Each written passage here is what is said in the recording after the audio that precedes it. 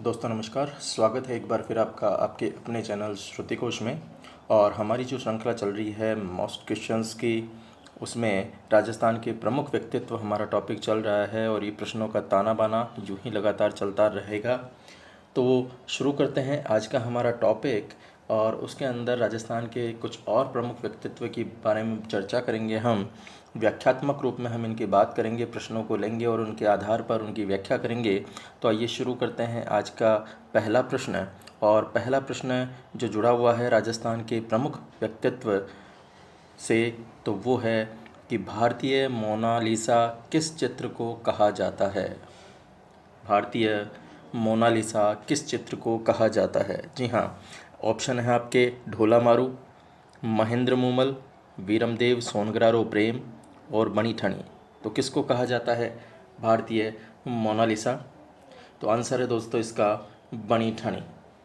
बनी ठनी इसका आंसर है। और आइए थोड़ा अब हम बनी ठनी के बारे में चर्चा कर लें कि आखिर ये बनी ठनी जो है वो बनाई किसने है, किस व्यक्ति के द्वारा इस चित्र को बनाया गया है। और दोस्तों ये जो चित्र बनाया गया है ये बनाया गया है निहाल चंद के द्वारा। जी हाँ, निहाल चंद के द्वारा ये चित्र बनाया गया है।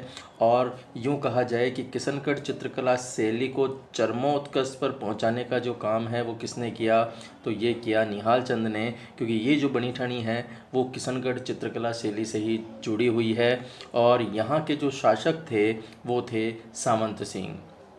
तो ये किशनगढ़ के शासक सामंत सिंह के दरबार के अंदर ही निहाल चंद जो थे वो चित्रकार के रूप में थे, और इन्होंने बनी ठनी का ये चित्र बनाया। तो ये बनी ठनी कौन है दोस्तों? बनी ठनी जो है वो सामंत सिंह की प्रेयसी है। और सामंत सिंह और उसकी प्रेयसी जो है बनी ठनी, उसी को राधा कृष्ण के रूप में चित्रित किया है किसने? सामंत सिंह ने। और इसी बनी ठनी को कहा जाता है भारत की मोनालिसा। तो भारत की मोनालिसा यही बनी ठनी है दोस्तों। तो निहाल चंद के द्वारा इस बनी ठनी के चित्र को बनाया गया था और काफ़ी फेमस ये चित्र जो है वो हुआ। तो किशनगढ़ चित्रकला शैली से ये जुड़ा हुआ है। आइए अगला प्रश्न लेते हैं। और अगला प्रश्न है दोस्तों कि मेवाड़ महाराणा उदय सिंह की धाय माँ थी। मेवाड़ महाराणा उदय सिंह की धाय माँ कौन थी? क्या नेज़ा कंवर थी, या फिर गोरा धाय थी, या फिर चांद कंवर थी, या फिर पन्ना थी? तो दोस्तों उत्तर है इसका पन्ना। जी हाँ, पन्ना धाय जो थी वो मेवाड़ महाराणा उदय सिंह की धाय माँ थी। और मेवाड़ महाराणा उदय सिंह कौन? मेवाड़ महाराणा उदय सिंह दोस्तों जो विक्रमादित्य के पुत्र हैं। अब आखिर कौन है ये पन्ना धाय? आइए इसके बारे में हम चर्चा कर लेते हैं। दोस्तों पन्ना धाय की जब हम बात करते हैं तो पन्ना धाय जो है वो मेवाड़ महाराणा उदय सिंह की धाय माँ के रूप में जानी जाती है। और ये आखिर क्यों प्रसिद्ध हुई? तो दोस्तों मेवाड़ में एक सामंत था जिसका नाम है बनवीर। तो बनवीर सामंत था जो 1535 के अंदर उसने महाराणा विक्रमादित्य की हत्या कर दी थी। और महाराणा विक्रमादित्य की हत्या करके वह युवराज उदय सिंह को भी मारना चाहता था, उसकी हत्या का प्रयास करना उसने शुरू कर दिया था।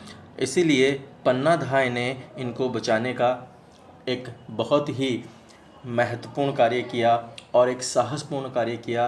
साहसपूर्ण क्यों किया? क्योंकि दोस्तों उस विक्रमादित्य की हत्या के बाद जब बनवीर जो था वो उदय सिंह को मारने आया तो उसने अपने पुत्र चंदन की बलि दे दी। जी हाँ, उदय सिंह जो थे उनकी जगह अपने पुत्र चंदन को लिटा दिया और उदय सिंह को मेवाड़ से बाहर भेज दिया।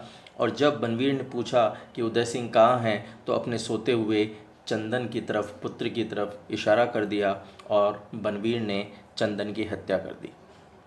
तो ये पन्ना धाय इसलिए जो है हमारे इतिहास के अंदर जानी जाती है कि अपने पुत्र का बलिदान देकर भी उसने उदय सिंह की रक्षा की, उदय सिंह को किले से बाहर भेज दिया, प्राणों की रक्षा की। और मेवाड़ के इतिहास में पन्ना धाय को इसीलिए जाना जाता है। और बाद में 1542 में उदय सिंह जो है वो महाराणा बने मेवाड़ के। तो ये थे पन्ना धाय। आइए अगले प्रश्न की तरफ चलते हैं। अगला प्रश्न जुड़ा हुआ है बागड़ की धरती से कि भाई बागड़ की मीरा किसको कहा जाता है? वागड़ की मीरा के नाम से किसे जाना जाता है? तो वागड़ की मीरा क्या सहल कंवर को कहा जाता है, या फिर गवरी बाई को कहा जाता है, या फिर मीराबाई को कहा जाता है, या फिर अल्लाह जिला बाई को कहा जाता है? तो दोस्तों सही उत्तर आपने ढूंढ लिया होगा। जी बिल्कुल, गवरी बाई इसका सही उत्तर है। तो आइए गवरी बाई के बारे में भी थोड़ा सा हम जानकारी प्राप्त कर लें। दोस्तों गवरी बाई जो थी वो बागड़ की मीरा के नाम से जानी जाती थी, और इनका जो जन्म हुआ वो डूंगरपुर के नागर ब्राह्मण परिवार के अंदर इनका जन्म हुआ। तो नागर ब्राह्मण परिवार के अंदर ये जन्मी, और शुरू से ही कृष्ण भक्ति के रूप में ये जानी गई। कृष्ण भक्त कवयित्री के रूप में इनका नाम प्रसिद्ध हो गया, और इसीलिए इन्हें बागड़ की मीरा के नाम से जाना जाता है। और दोस्तों 1829 के अंदर इनकी इस कृष्ण भक्ति को देखते हुए जो डूंगरपुर के महारावल थे शिव सिंह, डूंगरपुर के महारावल शिव सिंह ने 1829 में बाल मुकुंद मंदिर का निर्माण करवाया था। तो इस प्रकार गवरी बाई जो हैं वो बागड़ की मीरा के नाम से जानी जाती है। और प्रश्न अगर आ जाए कि बाल मुकुंद मंदिर का निर्माण किसने करवाया, तो ये निर्माण करवाया था डूंगरपुर महारावल शिव सिंह ने। आइए अगले प्रश्न की तरफ चलते हैं, और अगला प्रश्न जो है वो जुड़ा हुआ है दुर्गादास राठौड़ से। जी हाँ, दुर्गादास राठौड़। तो दुर्गादास राठौड़ का जन्म कहाँ हुआ था?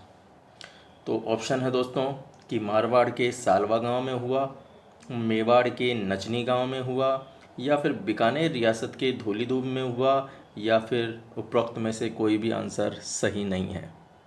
तो जल्दी से जवाब आप ढूंढ लीजिए दोस्तों, और इसका जवाब है कि इनका जन्म हुआ मारवाड़ के सालवा गांव में। दोस्तों मारवाड़ के सालवा गांव में दुर्गादास राठौड़ का जन्म हुआ। आइए दुर्गादास राठौड़ के बारे में थोड़ी जानकारी हम प्राप्त करते हैं। तो दुर्गादास राठौड़ कौन? दोस्तों दुर्गादास राठौड़ इनका जन्म हुआ 13 अगस्त 1638 को। 13 अगस्त 1638 को इनका जन्म हुआ, और इनके पिता महाराजा जसवंत सिंह के मंत्री थे जिनका नाम था आसकरण। आसकरण महाराजा जसवंत सिंह के मंत्री थे, और 13 अगस्त 1638 को इनका जन्म हुआ मारवाड़ के सालवा गांव में, और ये स्वामी भक्त के रूप में जाने जाते हैं।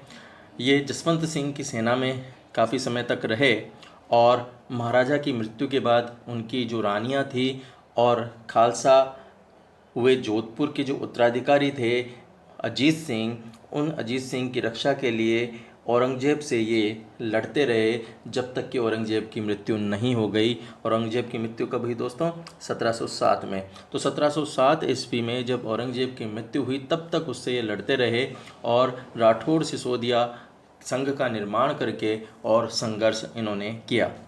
दोस्तों इन्होंने शहजादा अकबर जो कि औरंगजेब के विरुद्ध युद्ध कर रहे थे, तो शहजादा अकबर की इन्होंने सहायता की, और शहजादा अकबर के जो बुलंद अख्तर और सफ़ियतुन्निसा जो थी पुत्र और पुत्री, उनको इस्लाम की शिक्षा देकर अपना मित्र धर्म भी इन्होंने निभाया, और सहिष्णुता का इन्होंने एक बेमिसाल परिचय दी।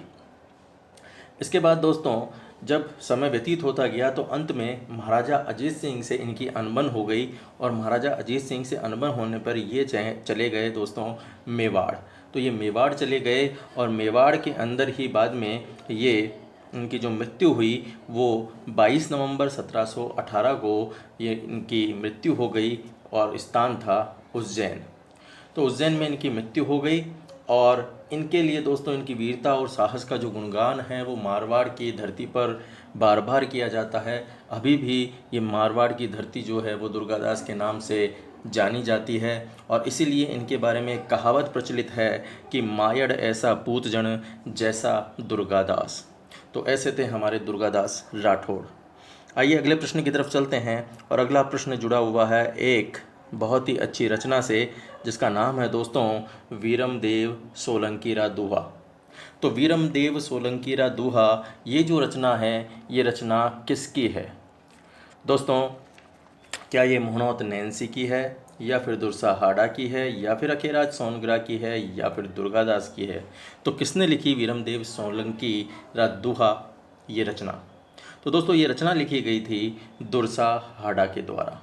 दुर्सा आडा के द्वारा ये रचना लिखी गई। आइए दुर्सा आडा के बारे में हम थोड़ी जानकारी प्राप्त करें। तो दोस्तों दुर्सा आडा जो हैं वो अकबर के समकालीन थे।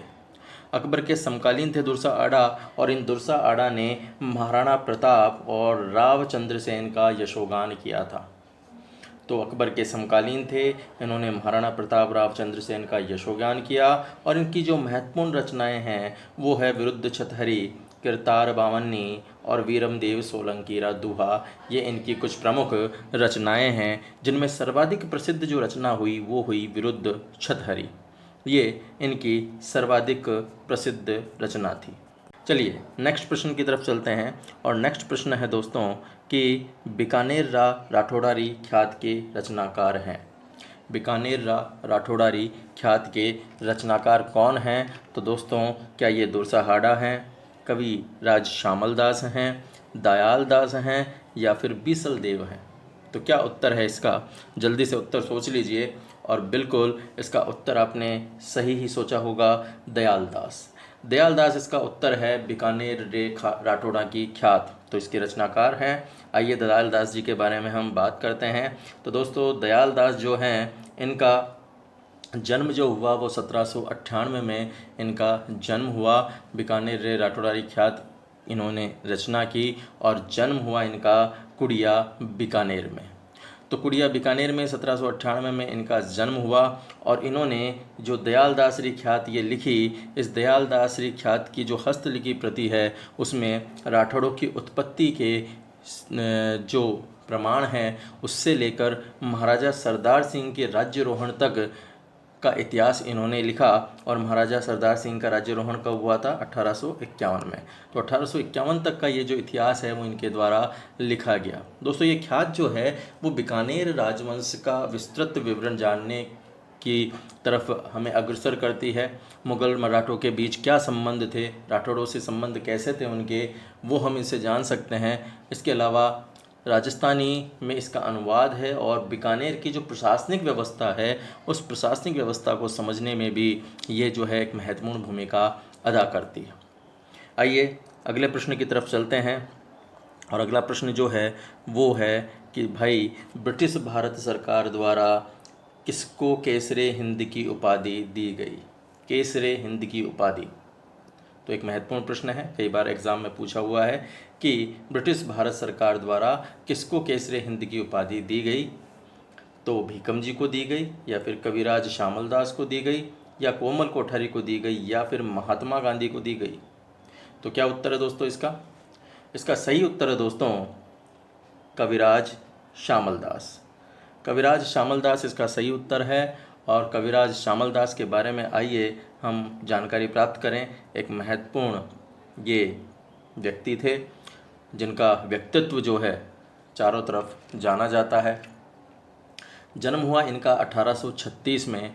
1836 में इनका जन्म हुआ। कहाँ पर? धोंकलिया भीलवाड़ा के अंदर इनका जन्म हुआ।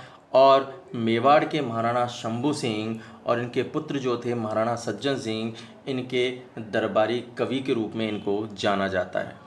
दोस्तों इन्होंने शंभू सिंह के कहने पर ही मेवाड़ का इतिहास लिखा था। और ये जो मेवाड़ का इतिहास है इनकी प्रसिद्ध रचना वीर विनोद में संकलित है। तो कई बार आपने प्रश्न दिया है कि वीर विनोद किसकी रचना है? तो वीर विनोद रचना है कविराज श्यामल दास की। और इस रचना के अंदर इन्होंने मेवाड़ के इतिहास को लिखा है। और इसके बारे में किसने आदेश दिया था मेवाड़ का इतिहास लिखने के लिए? तो ये मेवाड़ महाराणा शंभू सिंह के आदेश पर इन्होंने ये इतिहास लिखना शुरू किया था। इसके बाद इनको उपाधि दी गई केसरे हिंद की। और केसरे हिंद की जो उपाधि दी गई इनको, ये ब्रिटिश सरकार के द्वारा दी गई। ब्रिटिश भारत सरकार जो उस समय थी, उस ब्रिटिश भारत सरकार के द्वारा ये उपाधि दी गई। और साथ में इनको कवि राजा की उपाधि भी दी गई। और ये कवि राजा की उपाधि दी थी इनको मेवाड़ महाराणा ने। तो महाराणा मेवाड़ ने इनको कवि राजा की उपाधि से विभूषित किया, और ब्रिटिश भारत सरकार ने इनको केसरे हिंद की उपाधि से विभूषित किया था। तो ये थे कवि श्यामल दास। आइए हम अगले प्रश्न की तरफ चलते हैं। और अगला प्रश्न है हमारा दोस्तों कि अंग्रेजों द्वारा किसे महामहोपाध्याय की उपाधि दी गई? जी हाँ, महामहोपाध्याय प्रश्न काफ़ी आया हुआ है दोस्तों कि किसे महामहोपाध्याय की उपाधि दी गई थी। कपूर चंद कुलिश को, श्यामल दास को, गौरी शंकर ओझा को या फिर मदन मोहन मालवीय को? तो किसे कहा गया दोस्तों? दोस्तों इसका उत्तर है गौरी शंकर ओझा। तो गौरी शंकर हीराचंद ओझा इनका पूरा नाम है और इनको महामहोपाध्याय की उपाधि दी गई थी अंग्रेजों के द्वारा। आइए कुछ और जानकारी प्राप्त करते हैं हम गौरी शंकर ओझा के बारे में। तो दोस्तों गौरी शंकर और हीराचंद जो ओझा हैं, इनका जन्म हुआ 1863 के अंदर, और 1863 के अंदर रोहिड़ा में, जो कि सिरोही के अंतर्गत है, वहाँ पर इनका जन्म हुआ और ये इतिहासकार और पुरातत्ववेत्ता के रूप में जाने जाते हैं। दोस्तों प्राचीन लिपि का अच्छा ज्ञान इन्हें था और इस प्राचीन लिपि के अच्छे ज्ञान होने के कारण ही इन्होंने एक रचना लिखी जिसका नाम था भारतीय प्राचीन लिपि माला। तो भारतीय प्राचीन लिपि माला जो ग्रंथ है वो इनके द्वारा लिखा गया और अंग्रेज़ों ने इन्हें महामहोपाध्याय और राय बहादुर ये उपाधियाँ इनको प्रदान की गई। तो गौरीशंकर हीराचंद ओझा इतिहासकार के रूप में इनका नाम काफ़ी प्रसिद्ध है दोस्तों, और बाद में इन्होंने सिरोही का इतिहास जो है वो भी लिखा। इसी तरह की कई रचनाएं इनके द्वारा जो है वो लिखी गई हैं। तो इनकी प्रसिद्ध रचना है भारतीय प्राचीन लिपिमाला। लिपिमाला को समझने के लिए एक काफ़ी अच्छा ग्रंथ है दोस्तों ये भारतीय प्राचीन लिपिमाला। नेक्स्ट हम बात करते हैं अगले प्रश्न की दोस्तों, और अगला प्रश्न जुड़ा हुआ है स्वामी केशवानंद से। और स्वामी केशवानंद क्या कहते हैं कि साहब, स्वामी केशवानंद के बचपन का नाम क्या था? यानी स्वामी केशवानंद को बचपन में क्या कहा जाता था? क्या इनको केशव कहा जाता था? क्या इनको ठाकर सिंह कहा जाता था? या फिर इनको बीरमा कहा जाता था? या फिर इनको केदार कहा जाता था? तो इनका क्या नाम था? तो दोस्तों आंसर है इसका बिरमा।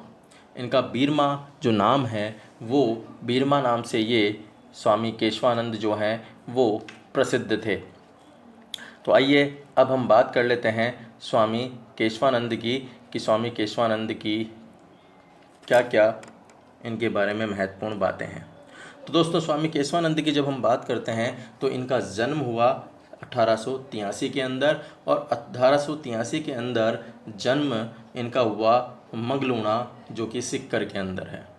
तो सिक्कर ज़िले के मंगलूना गांव में 1883 में इनका जन्म हुआ और पिताजी हैं इनके ठाकर जी चौधरी। तो चौधरी ठाकर जी के यहाँ पर इनका जन्म हुआ। शिक्षा संत के रूप में ये प्रसिद्ध है दोस्तों स्वामी केशवानंद, और इनका बचपन का नाम बिरमा था। ये गांधी जी से काफ़ी प्रभावित थे और गांधी जी से प्रभावित होने के कारण 1921 से लेके 31 तक इन्होंने स्वाधीनता आंदोलन में भी भाग लिया और कई बार जेल की यात्राएं भी की। दोस्तों केशवानंद ने 1932 में सांगरिया में जाट विद्यालय का संचालन किया, और इसके अतिरिक्त यहाँ पर न केवल ये विद्यालय तक ही रुके, उसे मिडिल स्तर से महाविद्यालय स्तर तक लेके गए, और उसके बाद शिक्षण प्रशिक्षण महाविद्यालय और संग्रहालय और ग्रामोत्थान विद्यापीठ आदि वहाँ पर उन्होंने बनाए। दोस्तों 1944 से 1956 तक बीकानेर के जो रेगिस्तान गांव हैं उन गांवों में लगभग 300 पाठशालाएं जो हैं इन्होंने खुलवाई, और अनेक स्थानों पर चलते फिरते वाचनालय बनवाए, पुस्तकालय स्थापित करवाए। तो इस रूप में एक शिक्षा संत के रूप में जो स्वामी केशवानंद हैं वो काफ़ी प्रसिद्ध है। आइए अगले प्रश्न की तरफ हम चलते हैं, और अगला प्रश्न है कि साहब बाणासुर का शहीद किसे कहा जाता है? बाणासुर के शहीद के नाम से किसे जाना जाता है? यानी बाणासुर का शहीद नाम किसका है दोस्तों? क्या मेजर शैतान सिंह का है, मेजर पीरू सिंह का है, कैप्टन शोधान सिंह का है, या फिर कैप्टन केदार यादव का है? तो उत्तर है दोस्तों इसका जी हाँ, मेजर शैतान सिंह। तो मेजर शैतान सिंह को बाणासुर के शहीद के नाम से जाना जाता है। आइए कौन है मेजर शैतान सिंह, इनके बारे में हम चर्चा करते हैं दोस्तों। तो मेजर शैतान सिंह का जन्म हुआ 1 सितंबर 1924 को, और 1 सितंबर 1924 को जोधपुर ज़िले की जो फलोदी तहसील है वहाँ पर बाणासुर गांव के अंदर इनका जन्म हुआ। उसके बाद शैतान सिंह जो थे वो भारतीय सेना में भर्ती हो गए, और भारतीय सेना में ये बाणासुर के शहीद के नाम से विख्यात हुए जब वहाँ इनका ये शहीद हो गए। तो क्या हुई इनकी शहीद होने की कहानी दोस्तों? तो आइए हम सुनते हैं मेजर शैतान सिंह के शहीद होने की कहानी। दोस्तों, 17 नवंबर 1962 को जब ये भारतीय सेना में आ गए थे, तो उसके बाद 17 नवंबर 1962 को, आपको पता है 1962 में के अंदर चीन के साथ हमारा युद्ध हुआ था और चीन ने लद्दाख के क्षेत्र में चुशुल चौकी पर हमला किया।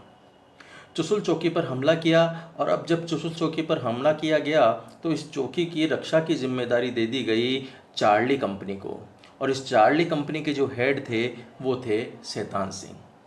तो शैतान सिंह की चार्ली कंपनी को ये जिम्मेदारी दे दी गई कि साहब आपको चुशुल चौकी को, ये चीन का जो आक्रमण है उससे बचाना है। तो अपने 120 साथियों के साथ उन्होंने चीनी सेना को 2 बार पीछे हटने पर मजबूर कर दिया, और जब उनके पास केवल 2 सैनिक शेष रह गए थे, वो स्वयं बुरी तरह से घायल हो गए थे, तो उन्होंने दोनों सैनिकों को चौकी पर सूचना देने के लिए भेज दिया और अकेले जो है वो गोलाबारी करते रहे। और अंत में 18 नवंबर 1962 को 38 वर्ष की आयु में उन्होंने अपने मातृभूमि के लिए अपने प्राणों का त्याग कर दिया। तो इस प्रकार मातृभूमि के इस लाडले ने शत्रु से लड़ते हुए अपने प्राणों की कुर्बानी दे दी। इसके बाद मरणोपरांत इनको परमवीर चक्र जो है वो दिया गया। तो इसीलिए मेजर शैतान सिंह को बाणासुर के शहीद के नाम से जाना जाता है। ठीक है दोस्तों, आइए हम बात करते हैं नेक्स्ट प्रश्न की। और अगला प्रश्न है हमारा कि साहब परमवीर चक्र से सम्मानित होने वाले पहले राजस्थानी कौन थे? पहले राजस्थानी जो परमवीर चक्र से सम्मानित हुए।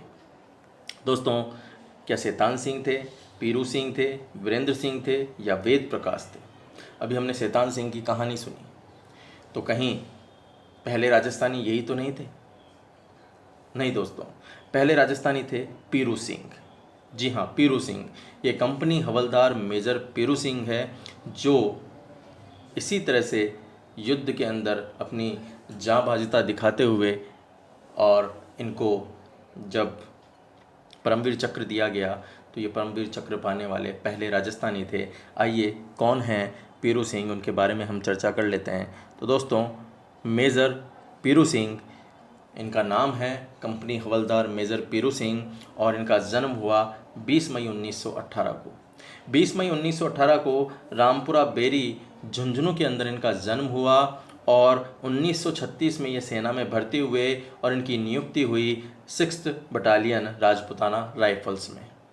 6th बटालियन राजपुताना राइफल्स में इनकी भर्ती हुई। 18 जुलाई 1948 को 6th राजपुताना राइफल्स जो हैं वो जम्मू कश्मीर के तिथवाल के अंदर, जो पहाड़ी पर शत्रुओं द्वारा अधिकृत कब्जा कर लिया था, उसको उस आक्रमण से बचाने के लिए वहाँ पर उनको ये काम सौंपा गया कि आपको उससे बचाना है। तो वो वहाँ पर चले गए और उन्होंने अपनी अंतिम सांस लेने से पहले उन्होंने दुश्मन को बुरी तरह से नष्ट किया, उसके ठिकानों को नष्ट किया और अंत में अपने प्राण त्याग दिए। तो शहीद ये हो गए और इनको इसके बाद मरणोपरांत परमवीर चक्र से सम्मानित किया गया, और परमवीर चक्र का ये सम्मान पाने वाले पहले राजस्थानी थे। तो प्रश्न ये आता है कि परमवीर चक्र प्राप्त करने वाले पहले राजस्थानी कौन थे? तो दोस्तों, मेजर पीरू सिंह ये पहले राजस्थानी थे। तो दोस्तों, इस प्रकार आज हमने कई राजस्थान के व्यक्तित्वों के बारे में हमने चर्चा की, और काफ़ी महत्वपूर्ण ये व्यक्तित्व थे जिनके ऊपर प्रश्न बनते ही बनते हैं।